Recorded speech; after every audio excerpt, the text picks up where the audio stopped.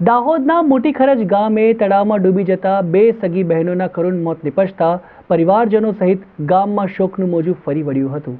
દાહોદના મોટી ખરજ ગામના થાનથડી ફળિયામાં રહેતા શૈલેષ ખરાડિયાની 3 દીકરીઓ અને અન્ય એક છોકરી એમ 4 છોકરીઓ ગામમાં આવેલા ફૂટેલાવ તળાવ નજીક છાણા વીણવા ગઈ હતી અને છાણા વીણતા રમતા રમતા તળાવ નજીક પહોંચી ગઈ હતી।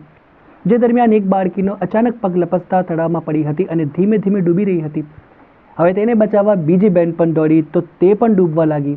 જ્યારે બંને બહેનને ડૂબતા જોઈ ત્રીજી બહેન પણ બચાવવા માટે કૂદી, પરંતુ ડૂબવા લાગતા તે બચીને બહાર નીકળી ગઈ અને દોડીને પરિવારજનોને જાણ કરી, જેને પરિવાર સહિત આસપાસમાંથી લોકો દોડી આવ્યા હતા અને બંને બહેનોને શોધીને બહાર કાઢવા માટે પ્રયાસો હાથ ધરાયા, પરંતુ 10 વર્ષીય સુનીતા ખરાડિયા અને 6 વર્ષીય સમીરા ખરાડિયા નામની બંને બહેનોના કરુણ મોત નિપજ્યા હતા।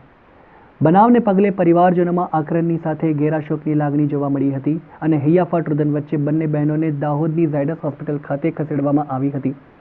આ બનાવને પગલે પોલીસ અકસ્માત અન્વયે ગુનો નોંધી બંને મૃતદેહની પોસ્ટમોર્ટમની કાર્યવાહી હાથ ધરવામાં આવી છે। હવે એક જ ઘરની બંને માસૂમ દીકરીઓના નિધનથી જાણે પરિવાર ઉપર આપ તૂટી પડ્યું હતું અને આક્રંદથી હોસ્પિટલ પરિસર પણ ગુંજી ઉઠ્યું હતું। મોટી ખરજ ગામ આખું શોકમાં ડૂબી ગયું હતું।